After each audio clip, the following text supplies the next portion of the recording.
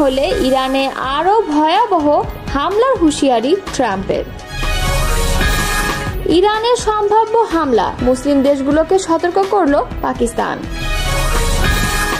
ইরানের ক্ষেপণাস্ত্র হামলায় আহত 7 ইসরায়েলি সেনা।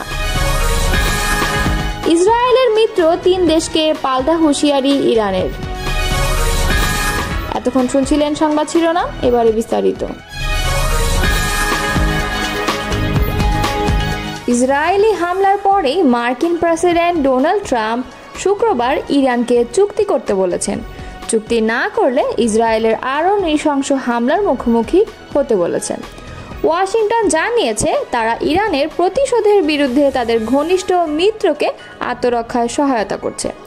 একই সঙ্গে ট্রাম্প তেহরানের পরমাণু কর্মসূচি নিয়ে আলোচনার দরজাও খোলা রেখেছেন, কারণ প্রথম মেয়াদে কোনো যুদ্ধ হয়নি বলে গর্ব করা এই প্রেসিডেন্ট তার দ্বিতীয় মেয়াদে যুদ্ধে জড়িয়ে পড়া এড়াতে পারেননি।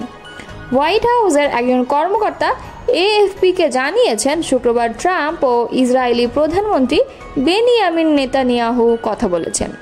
তিনি এর আগে বলেছিলেন ইরানের শীর্ষ সামরিক কর্মকর্তা এবং পরমাণু স্থাপনাগুলোতে হামলার বিষয়ে ইসরায়েল তাকে আগেই জানিয়েছিল।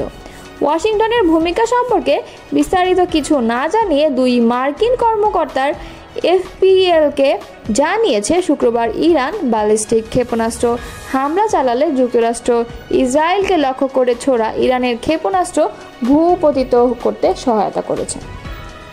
এদিকে ট্রাম্প ফরাসি প্রেসিডেন্ট ইমানুয়েল ম্যাক্রো ও ব্রিটিশ প্রধানমন্ত্রী কেয়ার স্টারমারের সঙ্গেও কথা বলেছেন। তারা উভয়ই সংলাপের প্রয়োজনীয়তার উপর জোর দিয়েছেন। তিনি সৌদি ও কাতারের নেতাদের সঙ্গেও কথা বলেছেন বলে জানা গেছে। রিপাবলিকানরা যখন ইরান ইসরায়েল সংকট নিয়ে কাজ করছে, তখন ট্রাম্প হোয়াইট হাউসের সিচুয়েশন রুমে জাতীয় নিরাপত্তা পরিষদের বৈঠকে যোগ দিয়েছিলেন।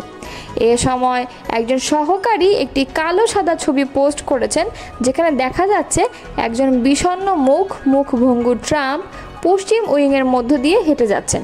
কিন্তু বৈঠক ও কূটনীতিক আহ্বানের ঝড় ওঠে যখন ট্রাম্প ইসরায়েলকে সমর্থন ও ইরানের সঙ্গে পরমাণু চুক্তিতে পৌঁছানোর প্রতিশ্রুতি দিয়েছিলেন। তখন তিনি শক্ত হাতে পরমাণু চুক্তিতে পৌঁছানোর চেষ্টা চালিয়ে যাচ্ছেন। ট্রাম্প নেতানিয়াহুকে আক্রমণ বন্ধ করার জন্য প্রকাশ্যে আহ্বান জানানোর কয়েক ঘন্টা পরেই ইসরায়েল ইরানে হামলা চালায়। মার্কিন প্রেসিডেন্ট হোয়াইট হাউস সাউথ লনে আইন প্রণেতাদের জন্য পিকনিকের আয়োজন করার সময় প্রথম ক্ষেপণাস্ত্র বিস্ফোরণ ঘটে। ট্রাম্প শুক্রবার তার ট্রুথ সোশ্যাল প্ল্যাটফর্মে বলেছেন, ইতিমধ্যেই ব্যাপক প্রাণহানি ও ধ্বংসযজ্ঞের ঘটনা ঘটেছে, তবে এই হত্যাকাণ্ডের অবসান ঘটানোর জন্য এখনও সময় আছে। তিনি বলেছেন, ইরানকে অবশ্যই একটি চুক্তি করতে হবে। খুব বেশি দেরি হওয়ার আগেই কিছু অবশিষ্ট না রেখে আগে শুধু এটি করা উচিত। ট্রাম্প এর আগে বলেছেন তিনি ইরানকে একটি চুক্তির করার জন্য সুযোগের পর সুযোগ দিয়েছেন, কিন্তু পরে মার্কিন গণমাধ্যমের সঙ্গে ও একাধিক ফোন আলাপে তিনি ইসরায়েলের চমৎকার হামলাকে সমর্থন করা এবং আলোচনার টেবিলে ফিরে আসার আহ্বান জানানোর মধ্যে দ্বিধাগ্রস্ত হয়ে পড়েন। এর কিছুক্ষণ পরেই তিনি এনবিসির সঙ্গে এক সাক্ষাৎকারে ইরানের দ্বিতীয় সুযোগের সম্ভাবনার উপর জোর দিয়ে বলেছিলেন তারা একটি চুক্তি করার সুযোগ হাতছাড়া করেছে, এখন তাদের আরেকটি সুযোগ থাকতে পারে, দেখা যাক। ইসরায়েলের সঙ্গে ইরানের চলমান সংঘাতের প্রেক্ষাপটে তেহরানের প্রতি পূর্ণ সমর্থন জানিয়েছে পাকিস্তান। ইসরায়েলের বিরুদ্ধে ঐক্যবদ্ধ হতে মুসলিম দেশগুলোর প্রতি আহ্বান জানিয়েছে দেশটি। পাকিস্তানের প্রতিরক্ষা মন্ত্রী খাজা আসিফ দেশটির পার্লামেন্টে বলেন, পাকিস্তান ইরানের পাশে আছে। ইরানের স্বার্থ রক্ষায় প্রতিটি আন্তর্জাতিক ফোরামে সহযোগিতা করবে পাকিস্তান। তিনি আরও বলেন, ইরান, ইয়েমেন ও ফিলিস্তিনকে টার্গেট করেছে ইসরায়েল। মুসলিম দেশগুলো এখনই যদি এক না হয় তাহলে সবার পরিণতি একই হবে। খাজা আসিফ সব মুসলিম দেশকে ইসরায়েলের সঙ্গে তাৎক্ষণিকভাবে সম্পর্ক ছিন্ন করার আহ্বান জানান এবং একটি জরুরি ওআইসি বৈঠক ডেকে সমন্বিত কৌশল নির্ধারণের আহ্বান জানান। তিনি বলেন, পাকিস্তানের সঙ্গে ইরানের গভীর সম্পর্ক রয়েছে এবং এই কঠিন সময়ে ইসলামাবাদ তেহরানের পাশে আছে। এদিকে পাকিস্তানের উপপ্রধানমন্ত্রী ও পররাষ্ট্রমন্ত্রী ইসহাক দার ইরানে ইসরায়েলি হামলাকে ইরানের সার্বভৌমত্বের নির্লজ্জ লঙ্ঘন বলে মন্তব্য করেছেন। প্রসঙ্গত গতকাল শুক্রবার ভোরের দিকে ইসরায়েলি সামরিক বাহিনী বিমান ও ড্রোন ব্যবহার করে ইরানের বেশ কিছু গুরুত্বপূর্ণ সামরিক ও পারমাণবিক স্থাপনায় হামলা চালায়। এই হামলায় ইরানের সশস্ত্র বাহিনীর প্রধান সহ পারমাণবিক কর্মসূচির সঙ্গে সংশ্লিষ্ট অন্তত 9 বিজ্ঞানী আহত হয়েছেন।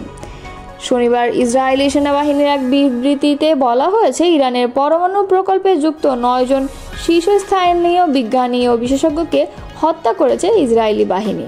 অন্যদিকে জাতিসংঘে নিযুক্ত ইরানের রাষ্ট্রদূত বলেছেন, ইসরায়েলি হামলায় এখন পর্যন্ত ইরানের কমপক্ষে 78 জন নিহত এবং 320 জনেরও বেশি আহত হয়েছেন। ইসরায়েলি হামলার প্রতিশোধে ইসরায়েলের বাণিজ্যিক রাজধানী তেল আবিব সহ গুরুত্বপূর্ণ অন্যান্য শহরে ড্রোন ও ব্যালিস্টিক ক্ষেপণাস্ত্র হামলা চালিয়েছে ইরান। ইসরায়েলের মধ্যাঞ্চলে রাতভর ইরানের ক্ষেপণাস্ত্র হামলায় অন্তত 7 সৈন্য আহত হয়েছেন বলে জানিয়েছে ইসরায়েলি সেনাবাহিনী। শনিবার ইসরায়েলের সেনাবাহিনীর একজন মুখপাত্র এই তথ্য জানিয়েছেন। ইরানের সামরিক ও পারমাণবিক স্থাপনায় ইসরায়েলের হামলার জবাবে ইরানের হামলায় ওই সৈন্যরা আহত হয়েছেন বলে ইসরায়েলি সামরিক বাহিনীর বিবৃতিতে জানানো হয়েছে। ইসরায়েলের বাণিজ্যিক নগরী তেল আবিবে ইরানের ক্ষেপণাস্ত্র হামলায় বেশ কিছু ভবন ও সামরিক স্থাপনা ক্ষতিগ্রস্ত হয়েছে। তেল আবিবে ইসরায়েলের প্রতিরক্ষা মন্ত্রণালয় ও সেনাবাহিনীর প্রধান কার্যালয় অবস্থিত। এর আগে শুক্রবার ভোরের দিকে ইসরায়েলি সামরিক বাহিনী বিমান ও ড্রোন ব্যবহার করে ইরানের বেশ কিছু গুরুত্বপূর্ণ সামরিক ও পারমাণবিক স্থাপনায় হামলা চালায়। এই হামলায় ইরানের সশস্ত্র বাহিনীর প্রধান সহ পারমাণবিক কর্মসূচির সঙ্গে সংশ্লিষ্ট অন্তত 9 বিজ্ঞানী নিহত হয়েছেন।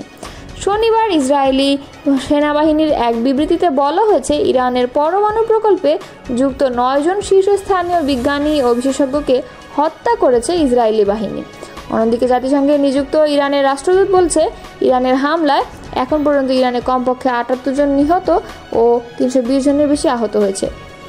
ইসরায়েলি হামলার প্রতিশোধে ইসরায়েলের বাণিজ্যিক রাজধানী তেল আবিব সহ গুরুত্বপূর্ণ অন্যান্য শহরে ড্রোন ও ব্যালিস্টিক ক্ষেপণাস্ত্র হামলা চালিয়েছে ইরান। ইরানের ছোড়া ক্ষেপণাস্ত্র ও ড্রোনের আঘাতে জেরুজালেম ও তেল আবিবের বেশ কিছু স্থাপনা ধ্বংসস্তূপে পরিণত হয়েছে। মধ্যপ্রাচ্যে ইসরায়েল ও ইরানের মধ্যে চলমান সংঘাত আরও বিস্তৃত রূপ নিতে পারে বলে আশঙ্কা করা হচ্ছে। ইসরায়েলি হামলার জবাবে ইরান এখন কেবল ইসরায়েল নয়, বরং ইসরায়েলকে সহায়তা দেওয়া পশ্চিমা শক্তিগুলোকেও সরাসরি হুমকি দিচ্ছে। তেহরান জানিয়েছে, যুক্তরাজ্য ও ফ্রান্স এই 3টি দেশের মধ্যপ্রাচ্যে থাকা সামরিক ঘাঁটি ও যুদ্ধজাহাজ ইরানের প্রতিশোধের লক্ষ্যবস্তুতে পরিণত হতে পারে।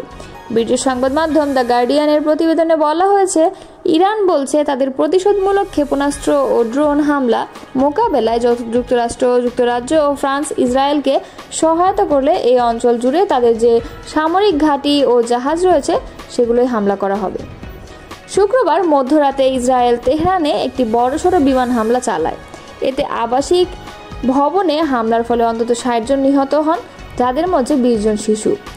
এছাড়া ইরানের গুরুত্বপূর্ণ বিমান ঘাঁটি ও একটি হ্যাঙ্গারও আক্রান্ত হয়। এর জবাবে ইরান সকালে ইসরায়েলের বিভিন্ন সামরিক ও গোয়েন্দা স্থাপনায় 5 দফায় ব্যালিস্টিক ক্ষেপণাস্ত্র ও ড্রোন হামলা চালায়। এতে ইসরায়েলেরও ব্যাপক ক্ষয়ক্ষতির তথ্য সামনে আসছে। এই পাল্টাপাল্টি হামলার মধ্যে ইরান রাষ্ট্রীয়ভাবে ঘোষণা দেয়, ইসরায়েলের প্রতি সামরিক সহায়তা দেওয়ার পরিণতি ভোগ করতে হবে। যুক্তরাজ্য ও ফ্রান্স এই সংঘাতে প্রত্যক্ষ বা পরোক্ষভাবে ইসরায়েলের পাশে দাঁড়ালে তাদের ঘাঁটি ও জাহাজ হামলার শিকার হবে। মার্কিন কর্মকর্তারা ইরানের ছোড়া কিছু ড্রোন ও ক্ষেপণাস্ত্র প্রতিহত করার বিষয়টি স্বীকারও করেছেন। ফ্রান্সের প্রেসিডেন্ট মাখো বিষয়টি জানিয়েছেন, তারা ইসরায়েলকে সাহায্য করবে, তবে যুক্তরাজ্য সামরিক সহায়তা না দেওয়ার কথা বলেছে। এদিকে জাতিসংঘ নিরাপত্তা পরিষদের জরুরি বৈঠকে যুক্তরাষ্ট্রের পক্ষ থেকে হুঁশিয়ারি দেওয়া হয়েছে, কোনো গোষ্ঠী যদি মার্কিন নাগরিক, ঘাঁটি ও অবকাঠামোর উপর হামলা চালায় তাহলে ইরানকে ভয়াবহ পরিণতি ভোগ করতে হবে।